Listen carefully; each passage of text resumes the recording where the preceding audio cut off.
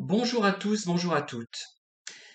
Les personnes normopensantes ont tendance à pousser les personnes atypiques à fonctionner en deçà de leur capacité réelle. Je m'explique. Lors d'une conversation avec des gens qui ne sont pas forcément stupides, d'ailleurs, qui sont même parfois intelligents, selon les normes officielles, on va dire plutôt, voilà, eh bien, on se rend compte que la norme normopensante en termes de conversation, en termes de thématiques et de préoccupations, ne correspond parfois absolument pas à celle des personnes atypiques. Alors, c'est non seulement les thèmes qui ne sont pas les mêmes, les centres d'intérêt, mais en plus les préoccupations surtout, c'est ça le vrai problème, ne sont pas les mêmes. On pourrait très bien s'intéresser, par exemple, à la musique pop d'un côté et à l'opéra baroque de l'autre, et pourtant se rejoindre sur la musique, puisque ça peut être la même énergie qui nous pousse à écouter de la musique finalement. On peut avoir énormément de points communs. Ces deux personnes, l'un s'intéresse à la pop, l'autre s'intéresse à la musique baroque, par exemple, eh bien, ils pourraient par ailleurs avoir des préoccupations communes. Donc, la conversation pourrait s'instaurer. Si ce sont deux profils atypiques, ça marchera plus ou moins. Ça peut faire blocage aussi si vraiment les gens sont cloisonnés dans leur domaine, comme j'en rencontre beaucoup. Il y a des gens qui euh, cloisonnent les choses, la musique pop, le jazz, l'opéra. Bon, c'est vrai que ce sont des points de repère qui permettent de s'y retrouver pour voir à peu près où on va trouver ce qu'on veut, mais ce n'est pas cloisonné. Les musiques s'influencent mutuellement. Voilà. Et d'ailleurs, je reviendrai là-dessus quand je parlerai d'Elisabeth Vidal, qui a bien compris ça, mais évidemment. C'est une chanteuse d'opéra, donc, mais intelligente, qui a compris ce qu'elle chantait, qui a compris un peu le déroulement de l'histoire de la musique. Les genres s'influencent. Il n'y aurait pas eu de musique pop s'il n'y avait pas eu d'opéra avant. Voilà. Mais je résume à outrance et je ne suis pas spécialiste de la question. Mais en fait, donc, ces personnes qui ne sont pas a priori complètement idiotes, elles vous poussent à ragoter, à parler de la pluie et du beau temps, de choses banales, thèmes que vous n'auriez pas abordés si vous étiez face à une personne atypique.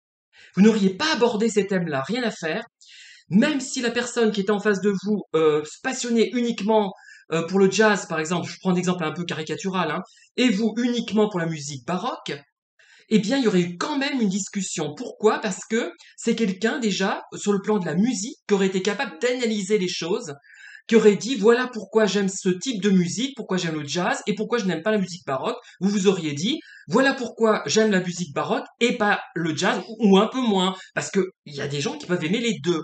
Et moi c'est mon cas. Enfin moi j'aime plusieurs choses. Je suis pas un monolithe comme la plupart des gens sur Terre. Faut reconnaître ce qui est.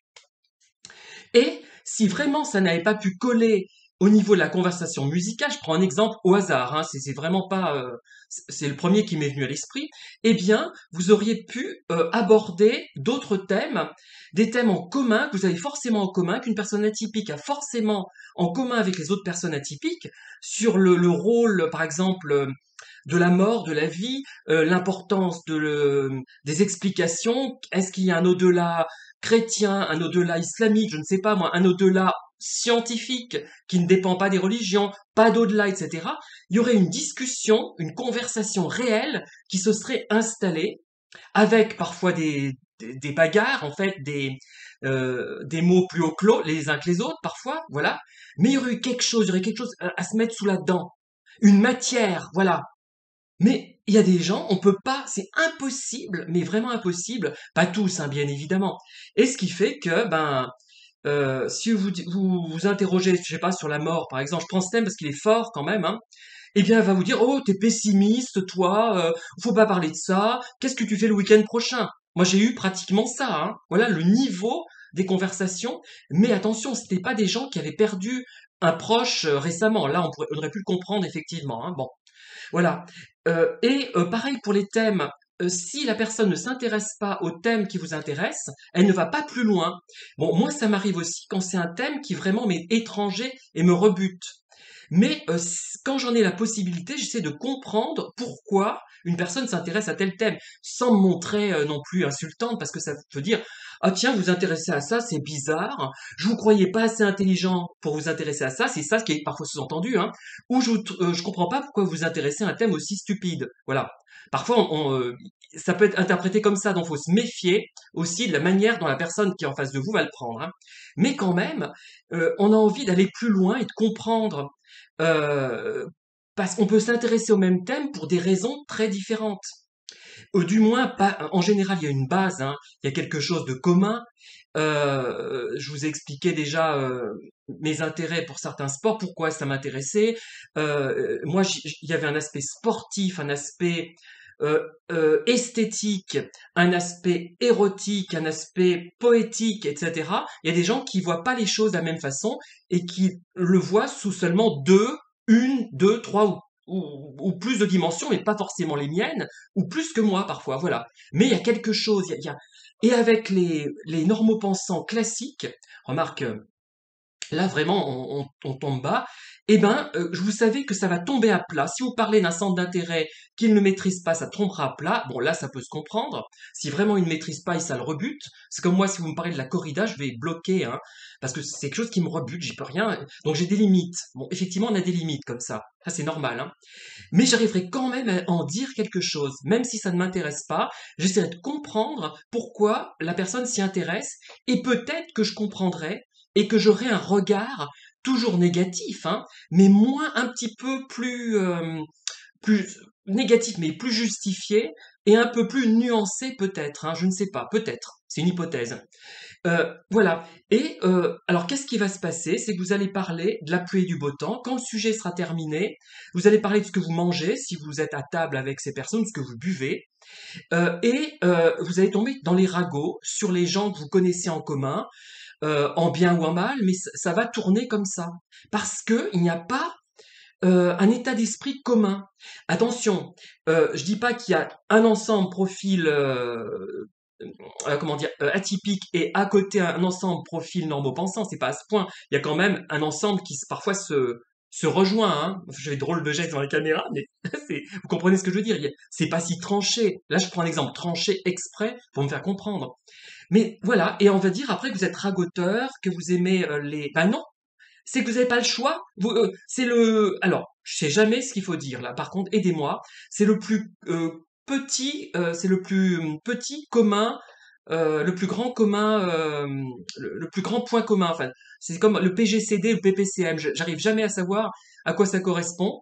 Mais en fait, c'est que vous n'avez rien en commun. Vous êtes ensemble parce que les convenances vous obligent à être là, parce que c'est de la famille, parce que ce sont des amis d'amis ou parce que je sais pas, vous ennuyez, vous ne savez pas vers qui aller et vous vous rendez compte que vous n'avez rien en commun. Non seulement, c'est ça qui est important, j'insiste encore là-dessus, non seulement les thèmes d'intérêt commun ne sont pas là, et là c'est pas très grave, hein. Si vous êtes face à un atypique, ce n'est pas très très grave. Mais en plus, les préoccupations fondamentales d'un être humain ne sont pas là non plus. Voilà. Et donc, si vous parlez des choses qui sont absolument fondamentales pour vous et que les gens vous disent oh t'es pessimiste, qu'est-ce que tu fais ce week-end? Alors la question qu'est-ce que tu fais ce week-end? Le ton de m'agacer sont des gens qui ne veulent pas se mouiller. Moi j'ai envie de dire ce week-end tiens je vais enterrer ma tante Alberte qui est assassinée par un tueur en série. Et j'appréhende parce que justement le tueur en série peut venir à l'enterrement puisque les criminels reviennent sur le lieu de leur forfait. Eh bien, moi, ça me pousse souvent à être agressif. Ça me rend agressif de pas pouvoir parler aux gens et de me heurter à des murs. Enfin, pas à ce point, enfin, pas tout le temps, quelques fois, je dirais. Parce que c'est insupportable. Alors, c'est pour ça que je dis aux personnes qui me croisent et qui ont quand même envie de garder un lien avec moi parce qu'ils me trouvent pas si désagréable, mais qui n'ont rien à me dire, eh ben, ils se contentent d'un bonjour. Le ça va, moi, ça m'énerve aussi parce que on est censé répondre oui, ça va. La politesse oblige à répondre ça. Ben non. Moi, je casse le truc en disant non, ça ne va pas. Voilà. Et là, elle dit qu'est-ce qui se passe? Et ça crée un choc. Mais moi, ça m'énerve ce truc, ça va? Gna gna gna. C'est d'une niaiserie en plus, mais c'est Dites bonjour de façon cordiale, chaleureuse, mais évitez ce ça va, mais c'est niais, c'est niais. C'est débile parce qu'on est obligé de répondre. On est mis dans une impasse.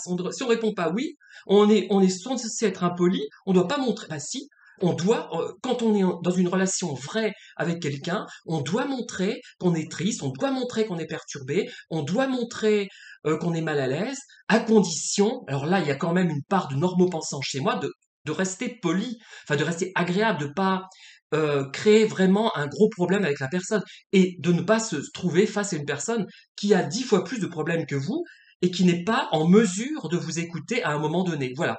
Évidemment, il y a des contraintes. Hein, je suis pas non plus complètement asocial.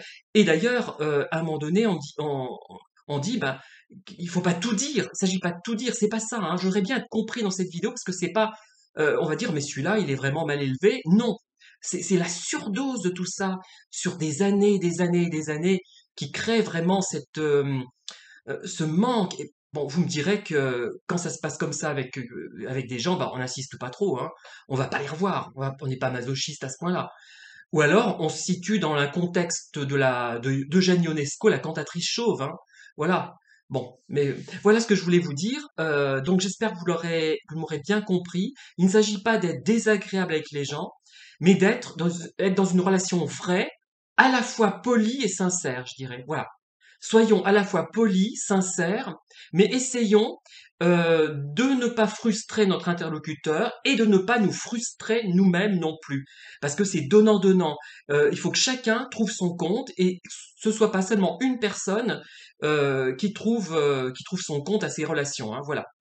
Merci en tout cas de m'avoir écouté et à très bientôt. Bonne soirée à tous et à toutes, ou à toutes et à tous, puisqu'il y a l'égalité des sexes. Il n'y a pas de raison de mettre une femme avant, ni un homme avant, et donc je fais les deux. Voilà, merci, au revoir.